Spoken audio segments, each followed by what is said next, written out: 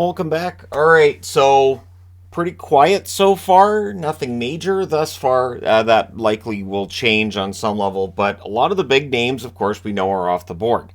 So we were expecting a little bit of a quieter deadline day.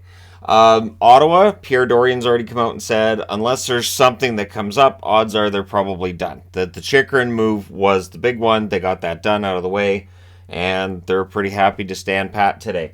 The Philadelphia Flyers, according to Chris Johnston, are looking for a third-round pick for James Van Riemsdyk. And there are a few teams that might be in on him. One that he said is out right now is Calgary. He said Calgary basically not likely to be buyers today. So the recent struggles of the Calgary Flames has put them in a position where they probably won't be buying.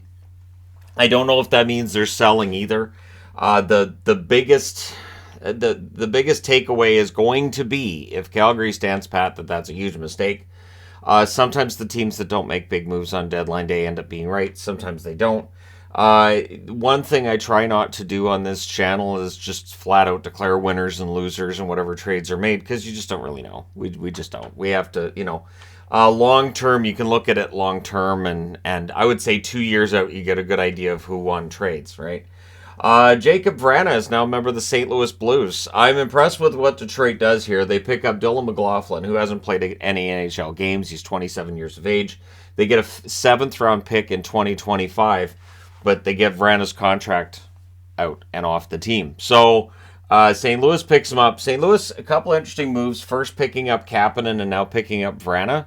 These aren't moves that a team that's flat out selling would make. These are the moves that a team that is looking to get back into the playoff hunt next year would be making.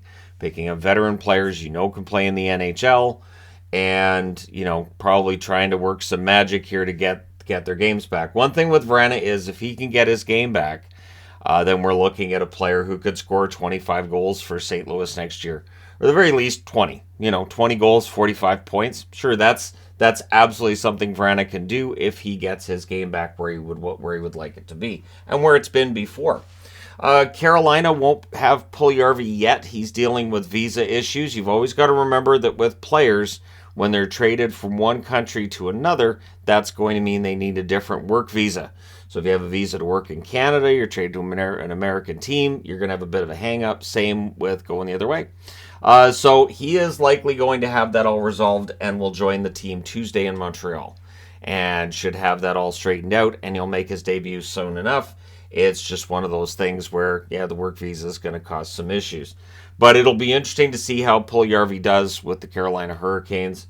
I think it's a good fit, but we'll see what happens when he starts playing for them. The trade that was finalized with Max Domi, it was announced after the game against Dallas last night. I don't know, to me, and just throwing this out there, it feels like Chicago didn't want to trade him to the team they were playing against. And I get it. I totally understand why they wouldn't want to do that. I just thought it would be interesting to see Domi against Chicago the same day as they traded him. Chicago acquires Anton Hudobin, and that contract's one that Dallas wanted to get out of.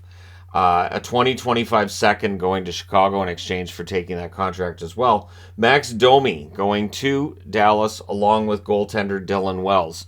When they said that the announcement was going to be a minor league goaltender from Chicago, I had at least 5 or 6 different names going through my head. I'm like, I don't know which one they're going to be talking about, but Dylan Wells, that makes some sense. I knew it wouldn't be Soderblom.